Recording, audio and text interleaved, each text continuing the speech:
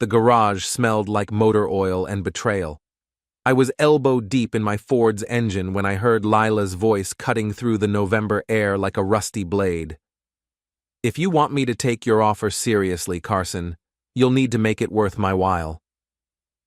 Her tone was different, sultry, calculated, not the voice she used with me anymore. "And stop sending me those inappropriate messages during work hours." I froze, wrench suspended over the alternator. My wife stood in our kitchen doorway, phone pressed against her ear, thinking she was alone. The garage light cast shadows across her face, making her look like a stranger. "I understand the terms," she continued, lowering her voice. "But I have conditions too. The Red Roof Inn on 5th Street, tomorrow at 6. Bring what we discussed." My hands started shaking. 22 years of marriage, and I was learning my wife spoke a language I'd never heard before. She ended the call and walked back inside. I stayed in the garage for another hour, pretending to work while my mind raced. Carson, that was her boss, Carson Mitchell, the smooth-talking executive who'd hired her 6 months ago at Meridian Financial. The same guy who'd shaken my hand at the company picnic, calling me lucky to have such a dedicated wife. When I finally went inside, Lila was making dinner like nothing happened. She smiled at me, that practiced smile she'd perfected over the years. "How's the truck coming along?" she asked, stirring something that smelled like garlic and lies. "Making progress," I said. "How was work?" "Oh, you know, same corporate nonsense. Carson's been pushing everyone harder lately. The quarterly reports are due next week." I nodded, watching her move around our kitchen with newfound clarity. Every gesture seemed calculated now, every word measured. She was performing the role of devoted wife while auditioning for something else entirely. "I might be working late tomorrow," she added casually. "Big presentation." "Sure thing," I said, grabbing a beer from the fridge. "I'll probably hit the gym anyway. Reggie's been after me to spar more." That night, I lay awake listening to her breathe. She slept peacefully, like someone without secrets. I stared at the ceiling, planning my next move. The following evening, I told Lila I was meeting Reggie for drinks. Instead, I parked across from the Red Roof Inn and waited. At exactly 6 o'clock, a silver BMW pulled into the lot. Carson Mitchell stepped out, checking his watch and smoothing his tie. He looked nervous, excited, guilty. All the things a married man should look when meeting someone else's wife. 15 minutes later, Lila's Honda arrived. She'd changed clothes since leaving for work. Gone was the conservative blouse, replaced by a red dress I'd never seen before. She walked toward the motel entrance with purpose, her heels clicking against the asphalt like a countdown timer. I sat in my truck for 2 hours, watching their shadows move behind the curtains of room 237. When they finally emerged, Carson kissed her cheek and handed her an envelope. Business concluded. Instead of following them, I got out and approached Carson's BMW. The parking lot was empty except for a few cars and the distant hum of traffic. I pulled out my pocket knife and pressed it against his rear tire until I heard the satisfying hiss of escaping air. Then I slipped a note under his windshield wiper. "Raise denied. Try again." The security camera mounted on the motel office caught everything, including my license plate. I didn't care. Sometimes you have to make yourself visible to become invisible. 3 days later, Lila came home agitated.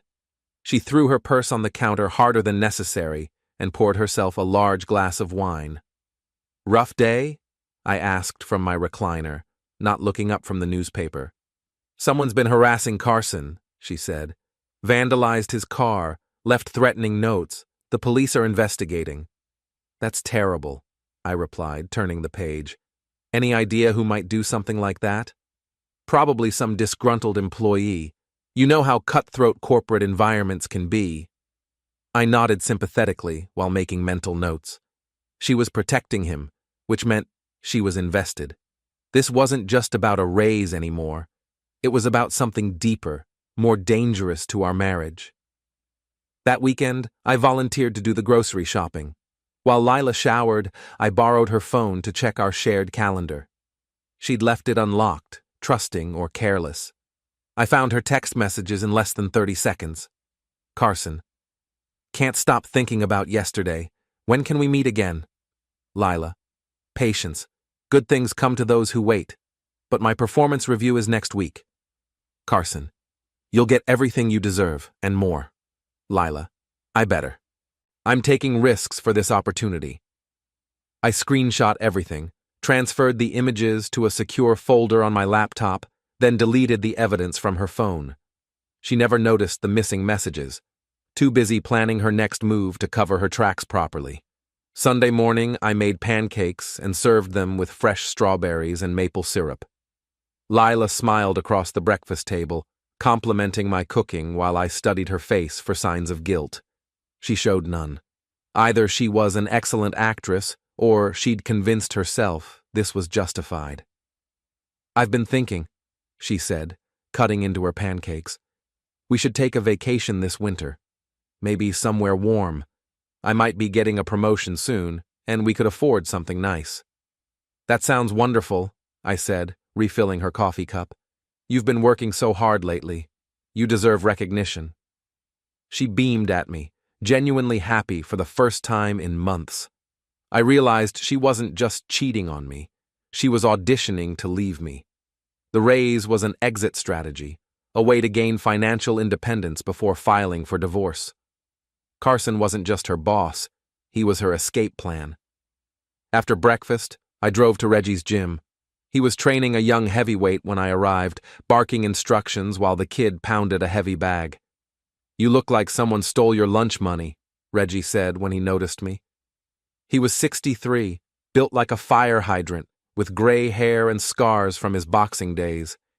He'd been my friend since high school, back when we both thought we could fight our way to better lives. Worse, I said. Someone's trying to steal my wife. Lila? He stopped the timer and looked at me seriously. You sure about that? I showed him the screenshots on my phone. Reggie studied them carefully, his expression growing darker with each message. Well, he said finally, what are you going to do about it? I'm thinking about it. Don't think too long. Guys like this, Carson, they don't stop until they get what they want. And right now, he wants your wife. Maybe I should confront her directly. Bad idea. She'll deny everything, get better at hiding it, and you'll lose your advantage. Right now, you know something she doesn't think you know. That's power. Reggie was right. Direct confrontation would only force them underground. I needed a different approach, something surgical, precise, devastating. That evening, I researched Carson Mitchell online. His LinkedIn profile painted him as a successful executive with an MBA from Northwestern and 20 years in financial services. His Facebook page was more revealing, photos of expensive vacations, charity galas, and his wife Pamela at various social functions. She was attractive, well-dressed, and completely unaware her husband was negotiating raises in motel rooms. I found Pamela's contact information through the company directory. She worked part-time as a fundraising coordinator for the local children's hospital. Her email address was listed on their website. Monday morning, I created an anonymous email account and composed a message. Mrs. Mitchell, I'm writing to inform you of a situation involving your husband that you should be aware of. I have evidence of inappropriate conduct between Carson and one of his employees. This information is being provided for your protection and legal consideration. Please see attached documentation. A concerned party. I attached the screenshots, time-stamped and clearly showing Carson's phone number and Lila's responses. Then I scheduled the email to send in exactly 2 weeks. Enough time for them to get comfortable, maybe even careless. For the next 14 days, I maintained perfect normalcy. I cooked dinner, watched television, made small talk about work and weather. Lila continued her performance as well, though I noticed she was checking her phone more frequently and staying late at the office twice a week. On Wednesday of the second week, she came home with shopping bags from an expensive boutique downtown. What's the occasion? I asked, watching her hang up a new dress that probably cost more than our monthly grocery budget. "Just felt like treating myself," she said. "Carson mentioned there might be some client dinners coming up. I want to look professional." "You always look professional," I said, meaning it. Whatever else she was doing, Lila had always taken pride in her appearance. She smiled and kissed my cheek. "You're sweet. I'm lucky to have such a supportive husband." The irony was so thick I could taste it. Thursday morning, my scheduled email delivered itself to Pamela Mitchell's inbox. I imagined her opening it over coffee, maybe in the sunroom of their suburban home, expecting another fundraising inquiry or volunteer opportunity. Instead, she got a front-row seat to her husband's extracurricular activities. Friday afternoon, Lila called me at work. I was installing kitchen cabinets in a new subdivision, my hands covered in sawdust and my back aching from crawling around on tile floors. "Can you talk?" she asked, her voice strained. "What's wrong?" "Something's happened at the office. Carson's wife filed for divorce. She apparently had evidence of inappropriate conduct. HR is investigating." I set down my drill and walked outside where my co-workers couldn't hear. "That's terrible," I said. "What kind of evidence?" "Text messages, photos, I don't know exactly, but it's bad, really bad. Carson's been suspended pending investigation." "How does this affect you?" There was a long pause. "It doesn't. I mean, he's my boss, so there might be some reorganization, but I wasn't involved in whatever he was doing." She was lying smoothly, but I could hear the panic underneath. Her carefully constructed plan was collapsing, and she couldn't figure out who had lit the fuse. "I'm sure everything will work out," I said. "You're a good employee, the company knows that." "Yeah," she said, not sounding convinced. "I'll probably be late tonight. Lots of meetings about the transition." "Take your time. I'll pick up dinner."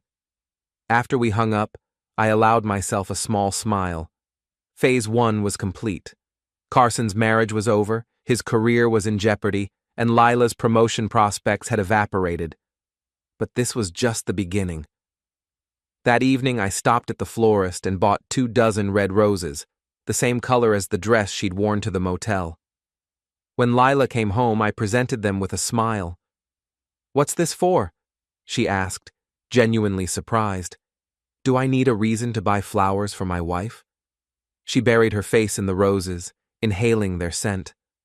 For a moment, she looked like the woman I'd married, young, hopeful, grateful for small gestures of love. "Thank you," she whispered. "I needed this today." I kissed her forehead gently. "We'll get through whatever's happening at work. We always do."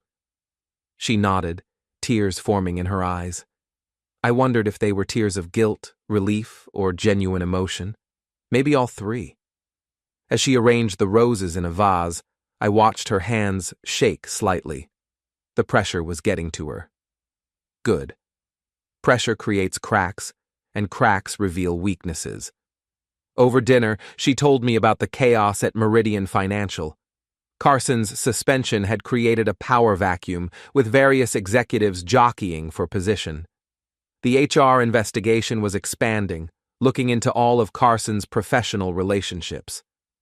"They're interviewing everyone who worked closely with him," she said, picking at her salad, making sure there weren't any other situations. "Are you worried about the interview?" "No," she said quickly. "I mean, I worked with him, but everything was professional. I have nothing to hide." I nodded encouragingly while cataloging her tells, the way she touched her neck when lying, how her voice pitched slightly higher under stress, the unconscious gesture of covering her mouth after saying something untrue. After dinner, I helped with the dishes while she took a long bath. I could hear her on the phone through the bathroom door, speaking in hushed tones to someone. Probably Carson, trying to coordinate their stories before the HR interviews. When she emerged, wrapped in her terry cloth robe, I was watching the news on the couch. "Feel better?" I asked. "Much." She curled up next to me, resting her head on my shoulder. We sat in comfortable silence, watching a story about local politics, It felt almost normal, like the old days before ambition and opportunity had poisoned our marriage. "Jack?" she said softly. "Yeah? Do you ever think about what you'd do if you won the lottery, like, really won big?" I considered the question. Probably pay off the house, maybe buy a boat, take that trip to Ireland we always talked about. Why? I don't know. Sometimes I wonder if we're settling for less than we deserve, if we should be taking more risks, pursuing bigger opportunities. Are you unhappy? She was quiet for a long time. Not unhappy, just restless, I guess. Like there's something more out there, and I'm too scared to reach for it. What would you reach for? I don't know yet, but when I figure it out, I hope you'll support me. I always have, I said, stroking her hair. Whatever you want to pursue, we'll figure it out together. She squeezed my hand. I love you. I love you too. And in that moment, I meant it. Despite everything she'd done, despite the betrayal and deception, I still loved the woman she used to be. The woman who might still exist underneath the ambition and desperation.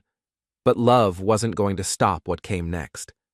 Some lines, once crossed, change everything forever. Lila had crossed that line the moment she walked into room 237. Now, we were both living with the consequences.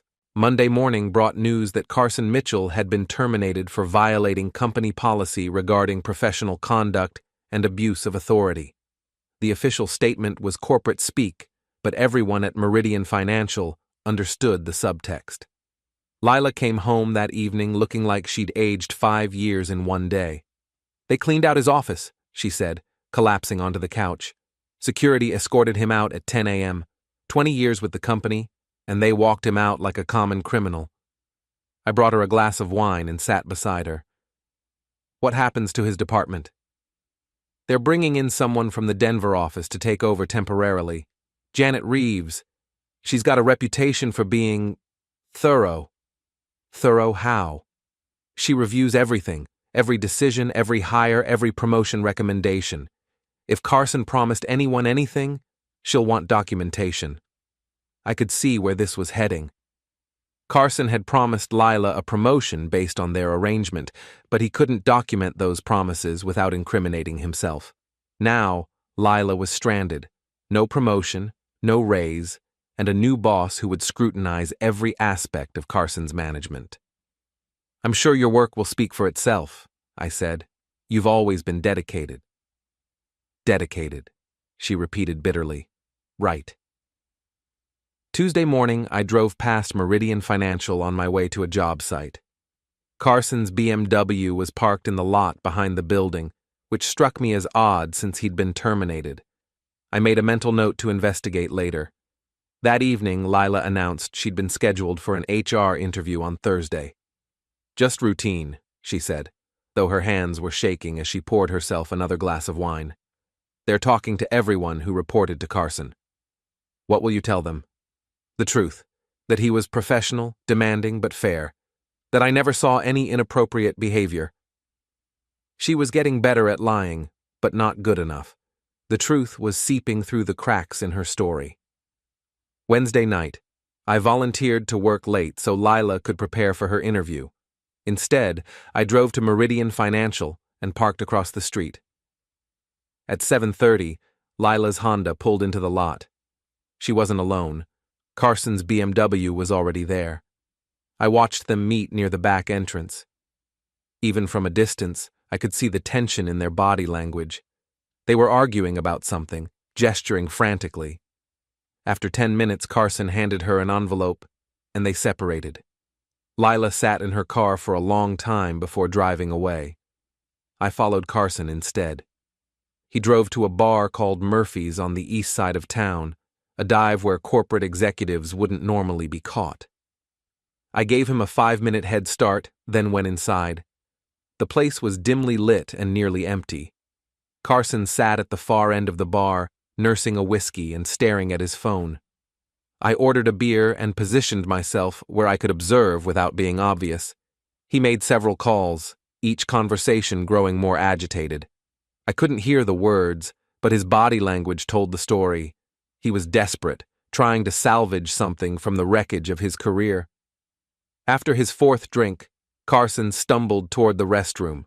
I followed, timing my entrance for maximum impact. "Rough week?" I said, stepping up to the urinal beside him. He glanced over, recognizing me from the company picnic. "Jack, right? Lila's husband?" "That's right. Sorry to hear about your situation at work." His face hardened. "Yeah, well, corporate politics can be brutal. Someone decided to make me a target." "Any idea who?" "Could be anyone. Jealous colleagues, disgruntled employees, maybe even someone's spouse who got the wrong idea about a professional relationship." He was fishing, trying to gauge how much I knew. I kept my expression neutral. "People love to gossip," I agreed, "especially when someone successful falls from grace." "Success makes enemies," he said, zipping up his pants. "The key is making sure your enemies can't prove anything." Good advice. Though I imagine your wife's divorce attorney might disagree. His face went pale. "What did you say?" "Just that divorce attorneys tend to be thorough. They dig up all sorts of interesting evidence." I washed my hands slowly, letting the implications sink in. Carson stood frozen, processing the threat. "Who are you?" he asked quietly. "Just a guy who believes in marriage," I said, drying my hands. "Have a good evening, Carson."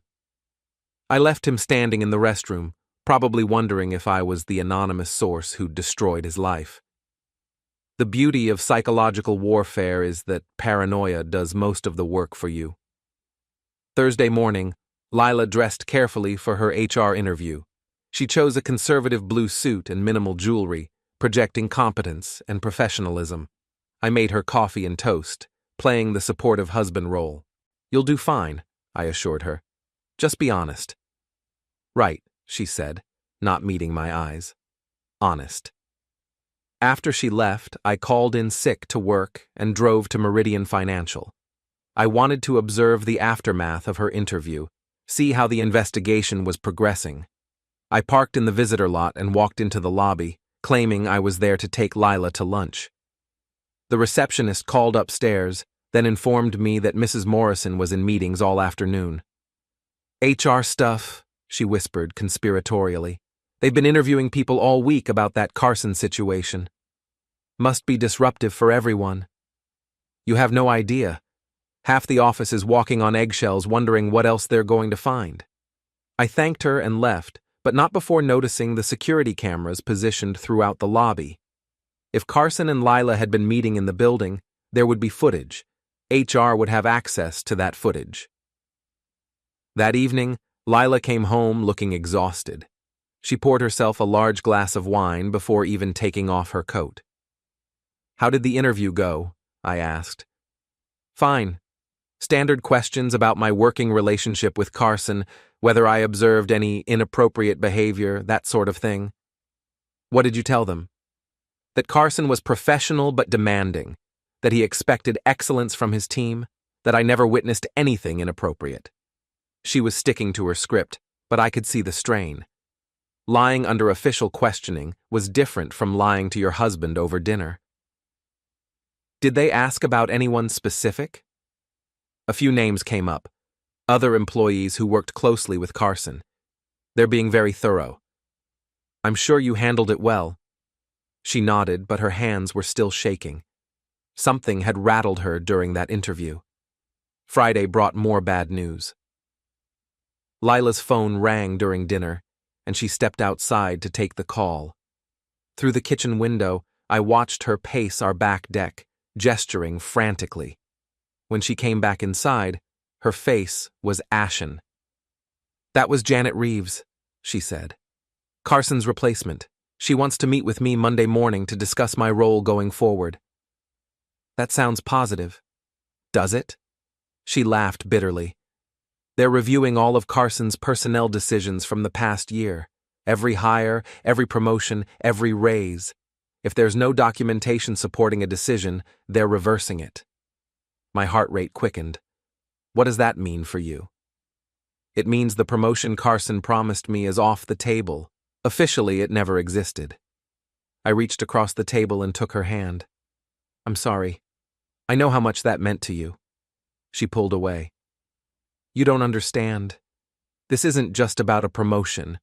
They're questioning everything Carson did, looking for patterns of favoritism or misconduct. If they think I was involved in anything inappropriate, were you? The question hung in the air like smoke. Lila stared at me, probably wondering how much I suspected. Of course not, she said finally. But perception matters in corporate environments. If people think there was something improper about my relationship with Carson, it could destroy my career. Then we'll figure out a way to protect your reputation. We? We're a team, remember? Your problems are my problems. She smiled for the first time all week, though it didn't reach her eyes. Thank you. I don't know what I'd do without you. That weekend, I did some research on Janet Reeves. She had a reputation for cleaning house when she took over troubled departments. Her LinkedIn profile showed a pattern of short-term assignments at various Meridian offices, always brought in to investigate problems and implement solutions. I also researched divorce proceedings in our county. Pamela Mitchell had filed on grounds of adultery and emotional distress, seeking half of their marital assets plus alimony. The case was moving quickly, which suggested her evidence was overwhelming. Sunday evening, I was working in the garage when our neighbor Mrs. Patterson knocked on the door. Jack, do you have a minute? She asked, glancing around nervously. Mrs. Patterson was 72, widowed, and had lived next door for 15 years. She was also the unofficial neighborhood watch coordinator, which meant she noticed everything. What can I do for you? I hope I'm not overstepping, but I wanted to mention something I observed last week. On Wednesday evening, around 8 o'clock, I saw Lila in the parking lot behind that office building on Maple Street. She was talking to a man I didn't recognize. My pulse quickened. Which office building? The one with the financial companies. I was driving back from my book club and happened to notice her car. The conversation looked intense. Probably work-related, I said casually. She's been dealing with some personnel changes. I'm sure that's all it was. But the man seemed upset about something. I just thought you should know in case she mentioned feeling unsafe at work. Mrs. Patterson was giving me an out, a way to interpret the information innocently. But we both knew what she'd really seen. Thanks for looking out for us, I said. Lila's been under a lot of stress lately. Of course. Please let me know if there's anything I can do to help. After she left, I sat in my garage thinking about the implications. If Mrs. Patterson had seen them, other people might have too. Lila and Carson were taking increasingly desperate risks to coordinate their stories. Monday morning, Lila dressed even more carefully than usual. She chose a black suit that made her look serious and competent, like someone who would never compromise her professional integrity. Wish me luck, she said, kissing my cheek. You don't need luck. You need to trust yourself. After she left, I called Reggie and asked him to meet me for coffee. We sat in a diner downtown, away from anyone who might know us. You look like a man with a plan, Reggie observed, stirring sugar into his coffee. Maybe. How much do you know about corporate investigations? Enough. My ex-wife worked in HR for 20 years. Why? I explained the situation at Lila's company, leaving out the personal details. Sounds like they're building a case, Reggie said. HR doesn't interview people for fun. If they're asking specific questions about specific relationships, they already know the answers. What happens next? Depends on what they find. If it's just poor judgment, maybe a reprimand or transfer. If there's evidence of quid pro quo, that's grounds for termination. And if someone lied during the investigation? That's automatic termination, plus possible legal consequences if they signed any false statements. I absorbed this information while watching traffic pass outside the diner window. Lila was walking a tightrope, and she didn't realize how far she could fall. That afternoon, I received a text from Lila. Meeting went badly. We'll explain tonight. She came home at 7:30, looking defeated. Her carefully chosen outfit was wrinkled, her makeup smeared from crying. They know, she said without preamble. Know what? About Carson and me. They have security footage of us meeting in the parking lot. Phone records showing calls and texts outside business hours. Janet Reeves laid it all out like a prosecutor presenting evidence. I sat down heavily, pretending to process this revelation for the first time. What exactly do they know?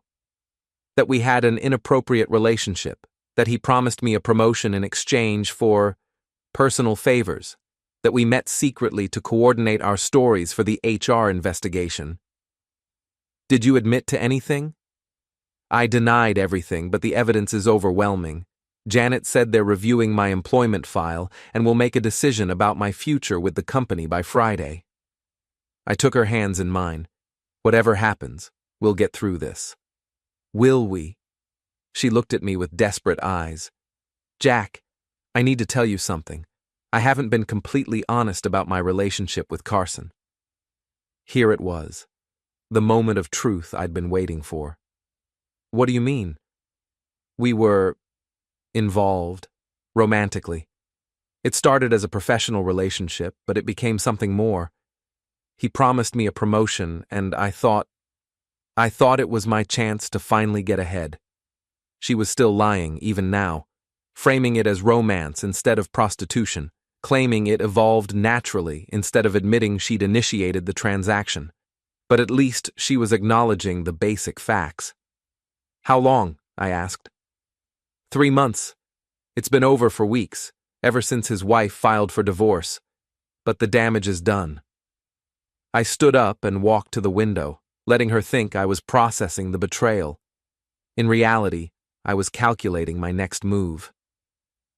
Do you love him? I asked, without turning around. No, she said quickly. It wasn't about love. It was about opportunity, about getting the recognition I deserved. I know that doesn't make it right, but I need you to understand my motivations. I turned back to face her. What do you want from me? Forgiveness, support, a chance to rebuild what we had before I made this terrible mistake. And if you lose your job? Then I'll find another one. It might take time, but I'll prove myself again. We can start over. She was still living in fantasy, believing she could control the narrative and minimize the consequences. She didn't understand that some mistakes echo forever. I need time to think, I said. Of course. Take all the time you need. Just please don't give up on us. That night, I lay awake planning phase 2 of my revenge. Carson was already destroyed, career over, marriage ended, reputation ruined. But Lila still thought she could salvage something from the wreckage. It was time to show her how wrong she was. The next morning, I created another anonymous email account and composed a message to Janet Reeves. Ms. Reeves, as someone concerned about Meridian Financial's reputation, I wanted to provide additional information about the Carson Mitchell situation. I have evidence that his relationship with employee Lila Morrison began before his personnel review of her performance. I also have documentation showing they coordinated their responses to your HR investigation. This information is provided in the interest of corporate integrity and employee accountability.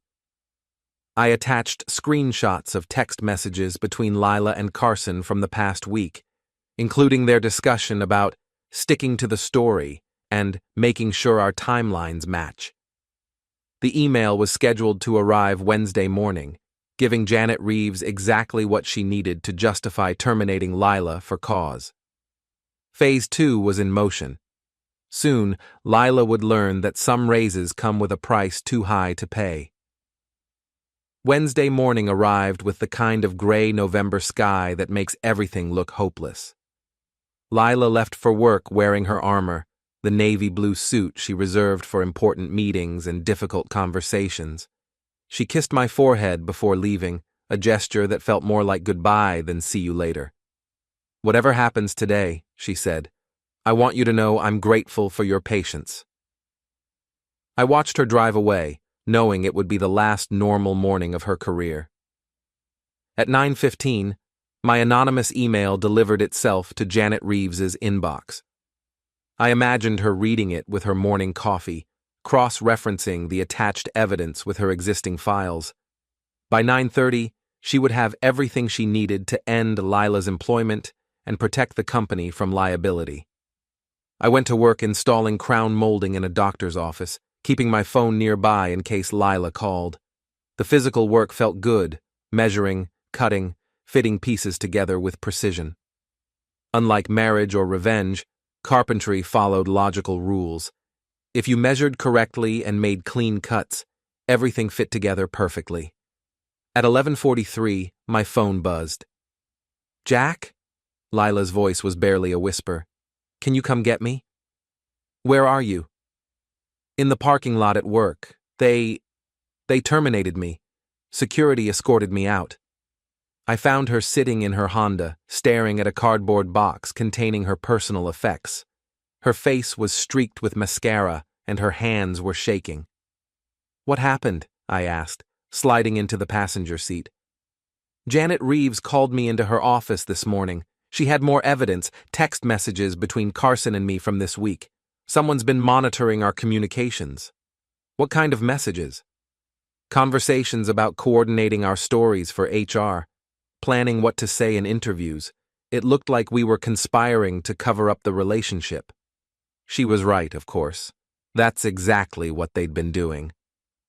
"Did you explain the context?" I tried, but it didn't matter. Janet said the company couldn't trust employees who lie during official investigations. She terminated me for cause, which means no severance package, no unemployment benefits, nothing. I put my arm around her shoulders. "We'll figure this out." "Will we?" "Jack, I lied to you, I lied to HR, and now I'm unemployed with a termination for cause on my record. No financial company will hire me after this." She was beginning to understand the scope of her situation. Good.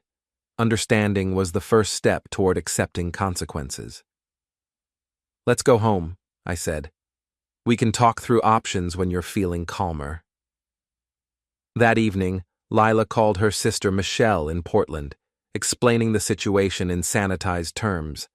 She described it as a misunderstanding, a case of corporate politics and unfair treatment. Michelle offered sympathy and suggested Lila consider relocating for a fresh start. After the call, Lila looked at me hopefully. Maybe Michelle's right. Maybe we should consider moving somewhere with better opportunities. "Run away, you mean?" "Not run away. Start over. Build something new together." I pretended to consider this. "What about the house? My business? Our whole life here?" "We could sell the house, liquidate your equipment, start fresh somewhere nobody knows about this situation." She was still trying to control the narrative, to minimize consequences through geographic relocation. It was time to introduce her to reality. "Lila, we need to talk about something." "What?" "I know about the motel." The color drained from her face. "What motel?" "The Red Roof Inn on 5th Street, room 237. I saw you there with Carson." She opened her mouth to deny it, then closed it again. The lie died on her lips. "How long have you known?" "Since the beginning. I overheard your phone call that night in the garage." "Then why didn't you say anything?" "I wanted to see how far you'd go, how much you'd lie to protect yourself." She stared at me like I was a stranger. "You've been manipulating me this entire time." "I've been watching you manipulate everyone else. Your husband, your boss, HR investigators. I wanted to understand who you'd become. And who have I become? Someone who sells herself for promotions. Someone who lies without conscience. Someone who destroys other people's marriages for personal gain." She slapped me. Hard. The sound echoed through our kitchen like a gunshot. "How dare you judge me?" she hissed. "You have no idea what it's like being overlooked, undervalued, watching less qualified people get promoted because they play politics better.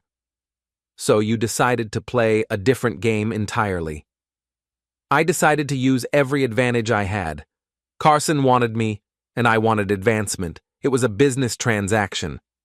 It was prostitution. She slapped me again, harder this time. Don't you dare reduce it to that. What Carson and I had was complicated, but it wasn't just about money or position. There were genuine feelings involved. Whose feelings? Yours or his wife's when she found out? Lila's face crumpled. You sent those messages to Pamela, didn't you? Someone had to tell her the truth. You destroyed 2 marriages to satisfy your ego. I destroyed 1 marriage to save another. Carson's marriage was over the moment he started negotiating raises in motel rooms. She sat down heavily, finally beginning to grasp the scope of my involvement. The anonymous tips to HR, that was you too. Justice has many messengers. Justice? She laughed bitterly. This isn't justice. This is revenge. Sometimes they're the same thing. We stared at each other across our kitchen table, 22 years of marriage reduced to mutual recognition of betrayal. What happens now? She asked. Now you face the consequences of your choices. And us? What happens to us? That depends on what you do next. Thursday morning, Lila began making phone calls to potential employers. Each conversation followed the same pattern. Initial interest based on her resume, followed by awkward questions about her departure from Meridian Financial, ending with promises to keep her resume on file. By afternoon, she was crying into her wine glass. They all know, she said. Word travels fast in financial services. I'm blacklisted. Maybe you should consider a different industry. Doing what? I've spent 15 years building expertise in corporate finance. That's all I know. You could go back to school, learn something new. With what money? We have maybe 6 months of savings, and that's if we're careful. She was right about our financial situation. My carpentry business provided steady income, but not enough to support extended unemployment or career retraining. We'll manage, I said. People survive worse setbacks. Do they? Jack, I'm 43 years old with a termination for cause on my record. Even if I could start over in a new field, I'd be competing with people half my age who don't have my baggage. Friday brought more bad news. Lila received a certified letter from Meridian Financial's legal department, informing her that the company was reviewing her actions for potential criminal charges related to fraud and conspiracy. They're trying to scare me, she said, reading the letter for the 3rd time. Are they succeeding? Terrified. If they file charges, I could face jail time. Then maybe you should consider cooperating with their investigation.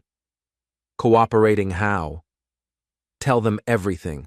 About Carson's pattern of behavior, about other employees who might have been pressured into similar arrangements. Help them understand the full scope of the problem. You want me to become a whistleblower? I want you to take responsibility for your actions and help prevent other women from being exploited. She considered this, probably weighing the benefits of cooperation against the risks of further exposure. If I cooperate, will you forgive me? The question hung between us like a bridge I wasn't ready to cross. I don't know, I said honestly. Forgiveness isn't something you can negotiate. Then what do you want from me? I want you to understand what you've done. To yourself, to me, to Carson's wife, to every woman who tries to advance through merit instead of manipulation. I understand more than you think. Do you? Because you're still talking about this like it happened to you instead of something you chose to do. Saturday morning, I was drinking coffee on our back deck when Mrs. Patterson appeared at the fence separating our yards. Jack, I hope you don't mind me asking, but is everything all right? I've noticed Lila hasn't been going to work this week. She's between jobs right now, I said carefully. I see. Well, if you need anything, groceries, errands, someone to talk to, please don't hesitate to ask.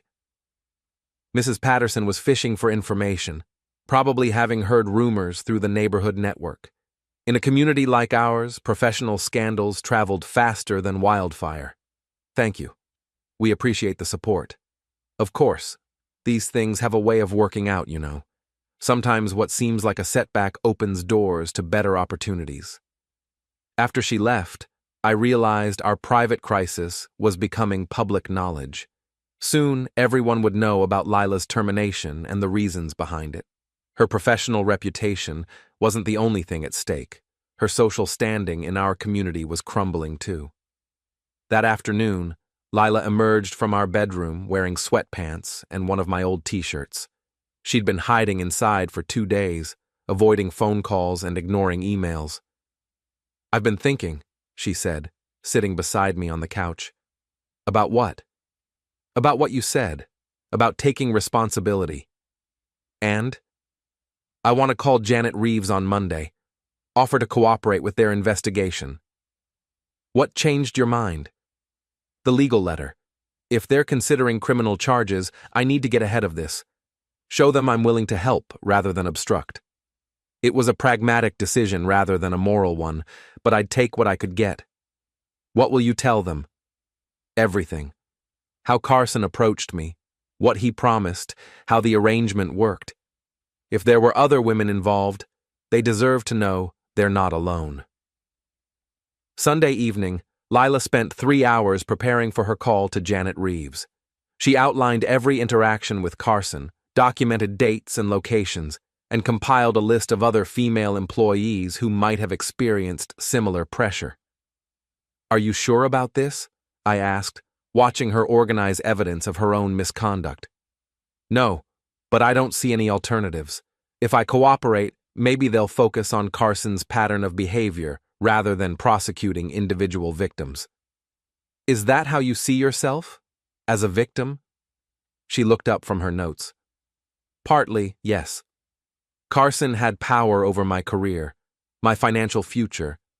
He created a situation where I felt like I had to choose between my principles and my professional survival." "And you chose survival." "I chose what seemed like the best option at the time. I was wrong, but I can't change that now." It was the closest she'd come to genuine accountability, not perfect, but progress. Monday morning, Lila called Janet Reeves and requested a meeting. Janet agreed to see her that afternoon, probably curious about what additional information Lila might provide. "I'm nervous," Lila admitted as she prepared to leave. "You should be. This conversation will determine whether you're treated as a cooperating witness or a co-conspirator." "Thanks for the encouragement." "I'm not trying to encourage you. I'm trying to help you understand the stakes." She nodded grimly and drove away, carrying a folder full of evidence that would either save her from prosecution or guarantee it. 3 hours later, she returned, looking emotionally drained but relieved. "How did it go?" "Better than expected." Janet listened to everything, asked detailed questions, and seemed genuinely interested in understanding Carson's methods. "Did she make any promises about criminal charges?" "No promises, but she indicated that cooperation would be viewed favorably by the legal department." "What happens next?" "They might ask me to provide a formal statement or testify if they decide to pursue charges against Carson. But for now, I've done what I can." That evening, we ordered pizza and watched a movie together, the first normal activity we'd shared since her termination. It felt strange, like we were playing roles in a marriage that no longer existed. "Jack," she said during the credits. "Yeah? Do you think we can get through this?" I considered the question carefully. "I think we can survive it. Whether we can rebuild what we had, that's a different question." "What would it take? For you to trust me again?" "Time, honesty, proof that you understand why this was wrong, not just that it had bad consequences. And if I can provide those things, then maybe we have a chance." It wasn't forgiveness, but it was hope. Sometimes that's enough to start rebuilding from the wreckage of betrayal. Tuesday brought news that Carson Mitchell had been arrested on charges of harassment, abuse of authority, and conspiracy to defraud his employer. The local newspaper ran a small story about it, describing him as a former financial executive, without mentioning Meridian by name. Lila read the article 3 times, probably wondering if her cooperation had contributed to his arrest. "Do you feel guilty?" I asked. "About Carson? No. He created the situation. If he's facing consequences, that's his responsibility." "And about us?" "Every day. Jack, I know I can't undo what I did, but I want you to know I regret every moment of it." "Which part do you regret? The affair or getting caught?" "Both, honestly. But mostly I regret hurting you and damaging our marriage for something that was never worth the cost." It was the most honest thing she'd said since this began. Wednesday afternoon, I was installing baseboards in a new construction project when Reggie called. "You seen the news about that Carson guy?" he asked. "Yeah, Lila's been following the story." "How's she handling all this?" "Better than I expected. She's cooperating with the investigation, trying to make things right." "And you? How are you handling it?" I set down my nail gun and stepped outside where I could talk freely. "I'm angry, Reggie. Angrier than I've ever been in my life. At her, at the situation, at him for creating it, at her for participating in it, at myself for not seeing it sooner." "What are you going to do with all that anger?" "I don't know yet. Part of me wants to forgive her and move on. Part of me wants to make sure she pays for what she did. Those don't have to be mutually exclusive." "What do you mean?" "You can forgive someone and still hold them accountable. Forgiveness doesn't mean pretending it never happened." "So, what does accountability look like?" "That's between you and her. But whatever you decide, make sure it's about justice, not just revenge." After we hung up, I thought about the distinction Reggie had drawn. Was my campaign against Lila and Carson about justice or revenge? Did it matter as long as the outcome was appropriate? Thursday evening, Lila received a call from Janet Reeves with an update on the investigation. "They found evidence of at least 3 other women Carson pressured into similar arrangements," Lila reported after hanging up. "All of them received promotions or raises after beginning relationships with him. Will they face consequences too?" Janet didn't say, but she thanked me for coming forward and said my cooperation has been valuable. "How do you feel about that?" "Relieved that I'm not the only one, guilty that I didn't speak up sooner. If I'd reported Carson months ago, maybe those other women wouldn't have been put in similar positions." "You can't change the past." "No, but I can learn from it. Jack, I want to do something to help other women who might face similar situations." "Like what?" "I don't know yet. Maybe volunteer with organizations that support workplace harassment victims. Maybe speak publicly about my experience." "Are you ready for that kind of exposure?" "I don't know if anyone's ever ready, but if my story can prevent other women from making my mistakes, maybe something good can come from this disaster." Friday morning brought the final piece of news we'd been waiting for. Janet Reeves called to inform Lila that Meridian Financial would not be pursuing criminal charges against her, citing her cooperation and status as a victim of Carson's systematic abuse of authority. "It's over," Lila said after hanging up. "Officially, anyway." "How does it feel?" "Like I can finally breathe again, but also like I'm starting over from nothing." "Maybe that's not entirely bad." "What do you mean?" "Maybe this is a chance to build something better. A marriage based on honesty instead of secrets. A career built on merit instead of manipulation. Is that what you want? To build something better together?" I looked at my wife, really looked at her, for the first time in months. She was thinner than before, with new lines around her eyes and gray streaks in her hair that hadn't been there 6 months ago. The experience had aged her, but it had also stripped away the artificial confidence she'd worn like armor. "I want to try," I said. "But it has to be different this time." "Different how?" "Complete honesty.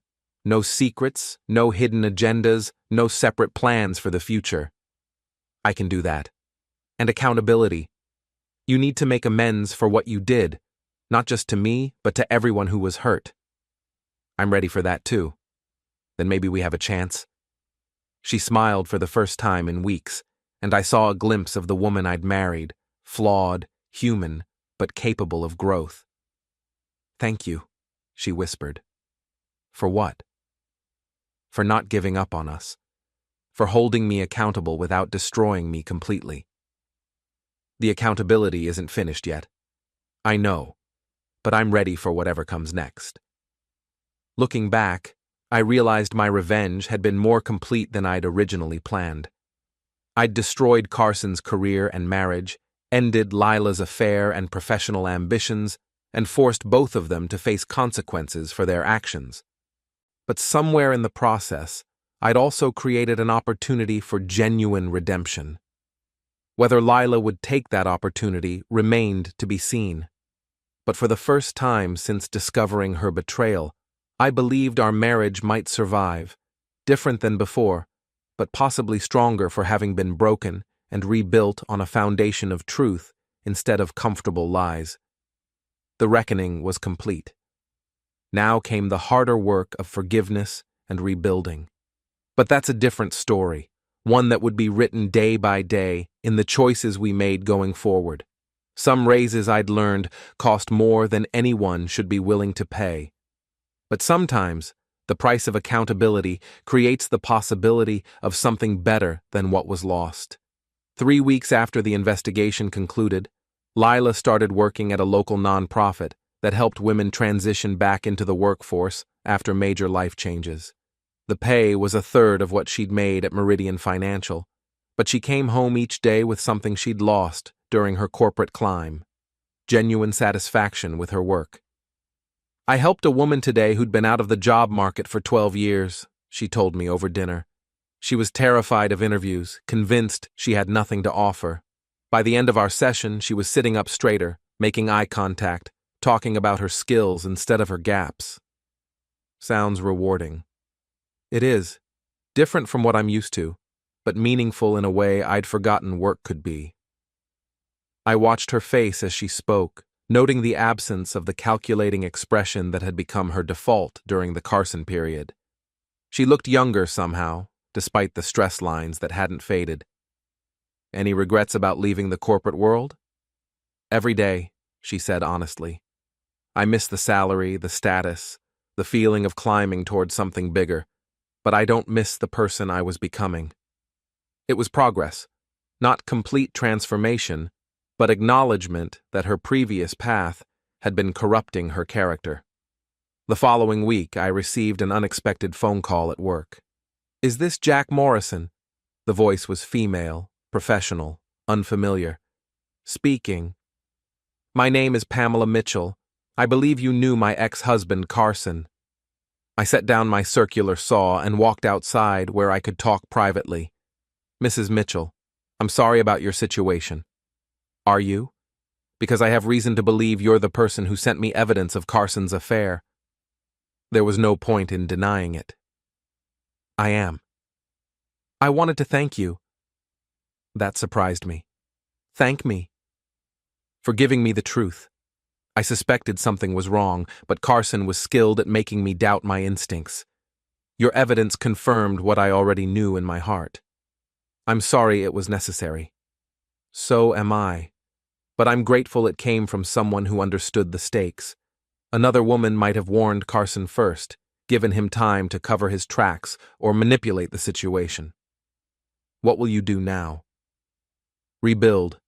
The divorce settlement was favorable, and I'm using some of the money to start a foundation that provides legal support for women dealing with workplace harassment." That sounds like important work. It is. And I wanted you to know that your wife's cooperation with the Meridian investigation has been valuable. Her testimony helped us understand Carson's pattern of behavior, which strengthened our case against him. After she hung up, I realized that my revenge had created ripple effects I hadn't anticipated. Carson's downfall had empowered his ex-wife to help other women, while Lila's cooperation had contributed to a broader pattern of accountability. That evening, I told Lila about Pamela's call. "She thanked you?" Lila looked surprised. "For giving her the evidence she needed." "How do you feel about that?" "Conflicted. I'm glad something positive came from the situation, but I can't pretend my motives were entirely noble. What were your motives? I considered the question carefully. Initially, pure revenge. I wanted to destroy both of you for betraying our marriage. And later? Later I wanted justice. For Pamela, for other women Carson might have exploited, for the principle that actions should have consequences. Do you think you got both? I think I got something more complicated than either. Revenge would have been satisfying but empty. Justice would have been righteous but cold. What actually happened was messier but more human. More human how? It created opportunities for redemption. Carson lost everything, but his ex-wife gained the resources to help other women. You lost your career, but found work that actually matters to you. I got my revenge, but also learned something about the cost of deception. What did you learn? That destroying someone else doesn't heal your own wounds. That has to come from something else entirely. Like what? Like forgiveness, like rebuilding trust, like choosing to believe people can change. She reached across the table and took my hand. Do you believe I can change? I believe you're already changing. The question is whether I can change too. Change how? Learn to trust again. Let go of the anger I've been carrying. Stop looking for evidence that you're still lying to me. Are you still looking for that? Every day. I check your phone, monitor your computer, pay attention to where you go and who you talk to. It's exhausting. I know you do. I don't blame you. Maybe you should. Maybe healthy relationships don't require that level of surveillance. What would it take for you to stop? Time, consistency, proof that you're committed to transparency. How long? I don't know. As long as it takes. A month later, Lila came home with news that Carson had pled guilty to multiple charges and been sentenced to 2 years in prison, plus restitution to his victims. How do you feel about that? I asked. Sad mostly. Not for him, but for the waste of it all. He was talented, successful, had everything most people want, but he threw it away because he couldn't resist abusing his power. Do you think he deserved prison? I think he deserved consequences proportional to his actions. Whether that's prison, I'm not qualified to judge. The victims seem to think it was appropriate. Then I trust their judgment. They're the ones who have to live with what he did. That weekend, we attended a neighborhood barbecue, our first social event since Lila's termination. I watched her interact with people who knew about her situation, noting how she handled their questions and comments.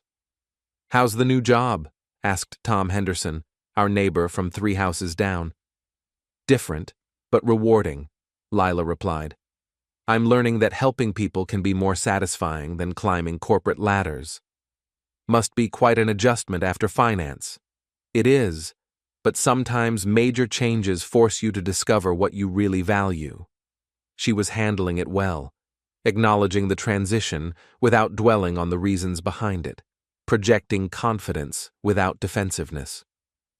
Later, Mrs. Patterson approached us near the dessert table.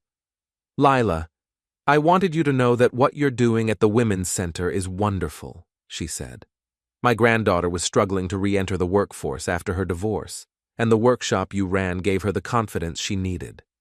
I'm so glad it helped. It did. More than you know. She has an interview next week for a position she never would have applied for before. After Mrs. Patterson walked away, I realized that Lila's fall from corporate grace had somehow elevated her standing in our community. People respected her for turning her mistakes into service to others. That felt good, Lila said quietly. It should. You're making a real difference. I wish I'd discovered that earlier, before I got so focused on status and salary that I lost sight of what actually matters. Better late than never. Is it? Sometimes I wonder if I would have found this path without being forced off the other one. Maybe not. Maybe the corporate world would have consumed you completely. It was already consuming me. I just didn't realize it until I lost everything and had to rebuild from scratch. That night, as we got ready for bed, Lila asked me a question that had been building between us for weeks. Jack, Do you think you'll ever be able to forgive me completely? I brushed my teeth while considering my answer. I think I'm already forgiving you, I said finally. Not all at once, but gradually, as I see evidence that you understand what went wrong and why. What kind of evidence? The way you talk about your mistakes without making excuses, the work you're doing to help other women, the patience you show when I'm still suspicious or angry. I'll keep providing that evidence as long as you need it. It might take a while. I know, but our marriage is worth the effort. Is it? Sometimes I wonder if we're just going through the motions because divorce seems scarier than staying together. Is that how it feels to you?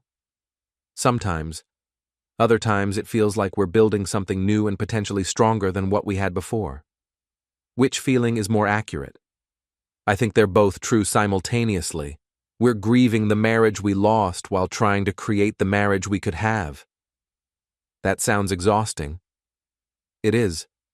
But the alternative is giving up, and I'm not ready to do that yet. Neither am I. 2 months later, I made a decision that surprised both of us. I stopped checking Lila's phone and computer, not because I'd stopped caring about honesty, but because constant surveillance was poisoning whatever trust we were trying to rebuild. "You're not going to look through my messages anymore?" she asked when I told her. "No. If you're going to lie to me, I'd rather find out naturally than live like a detective in my own home. What if I am lying about something? Then our marriage will end, and we'll both move on. But I can't build a relationship on the assumption that you're deceiving me. That's a leap of faith. It's the only way forward that doesn't involve permanent suspicion. What if I betray that faith? Then you'll have to live with the consequences, just like you're living with the consequences of your last betrayal. And you'll have to live with being wrong about giving me another chance. Right. But I'd rather risk being wrong about your character than guarantee being wrong about the possibility of redemption." 3 months after that conversation, Lila was promoted to program director at the Women's Center.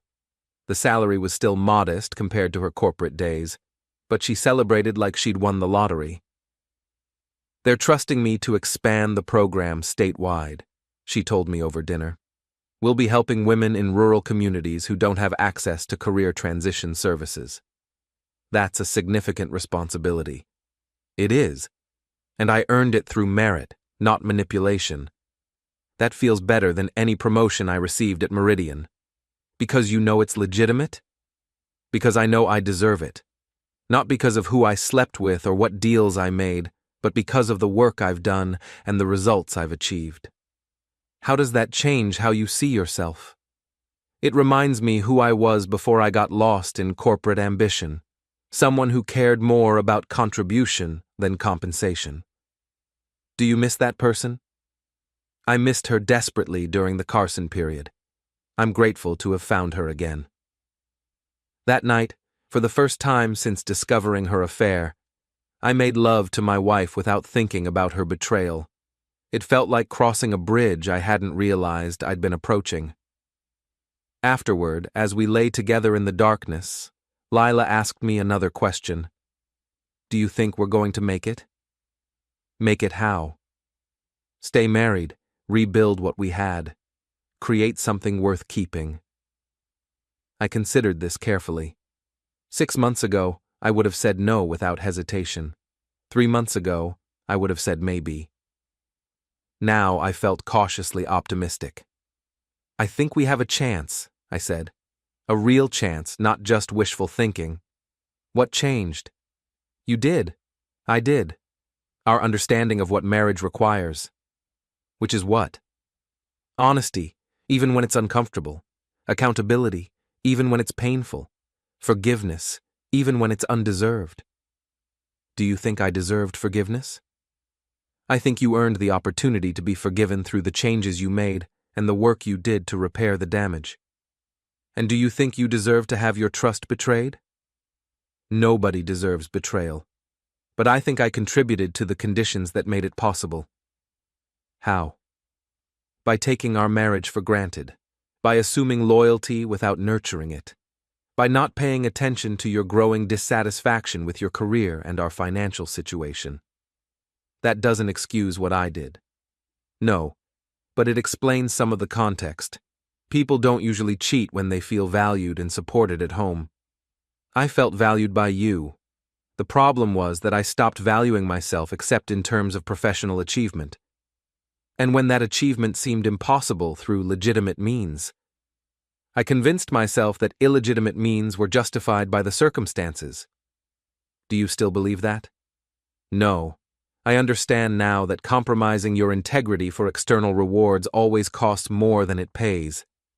What did it cost you? My self-respect. My marriage almost. My career. My reputation. The trust of people I care about. Was any promotion worth that price? No promotion could have been worth that price.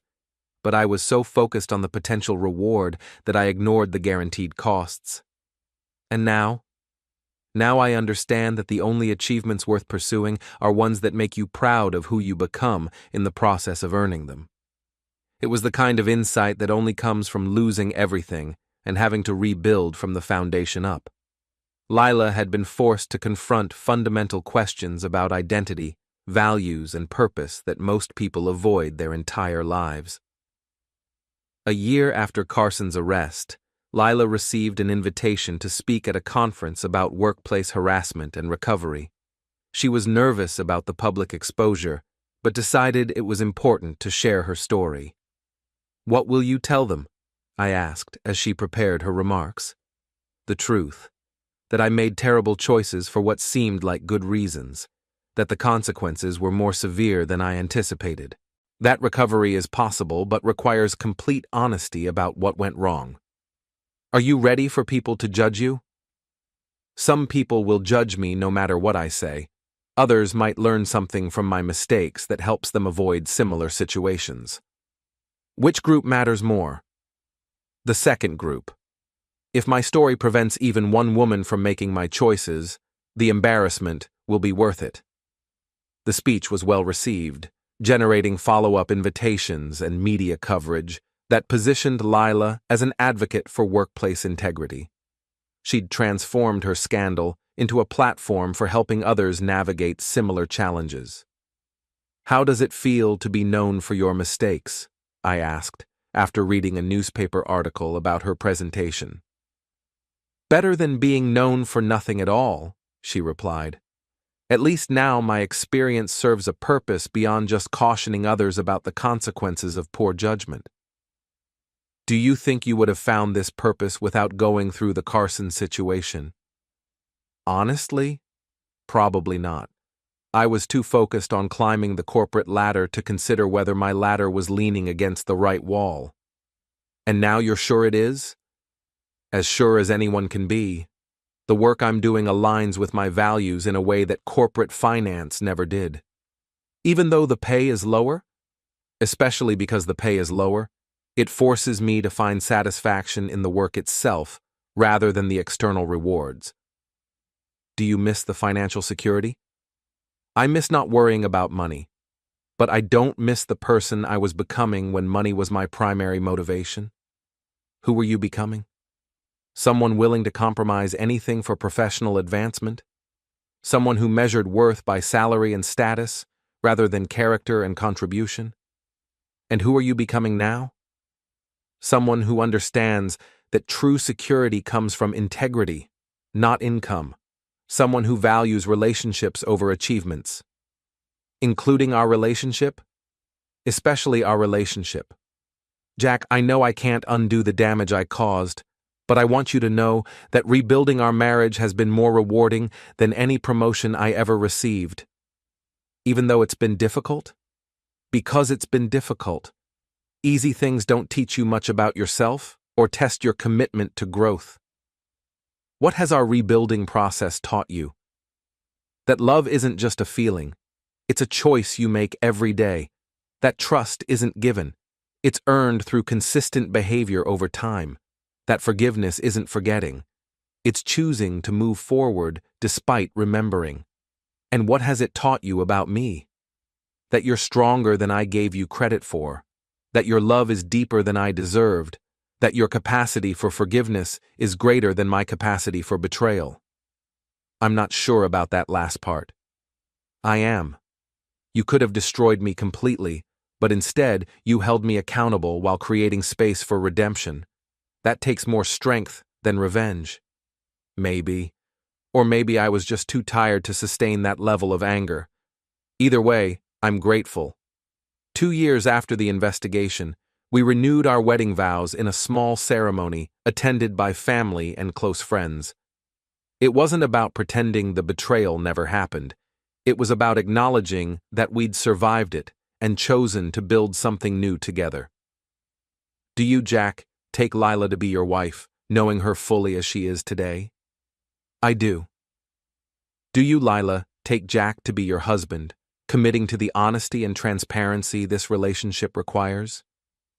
I do. The vows were different this time, more specific about expectations, more realistic about challenges, more intentional about the daily work of marriage. During the reception, Reggie pulled me aside. You look happy, he observed. I am, differently than before, but genuinely. Different how? Before, I was happy because I thought I knew who Lila was and could predict how she'd behave. Now I'm happy because I know she's capable of growth and committed to earning my trust. That sounds more sustainable. It is.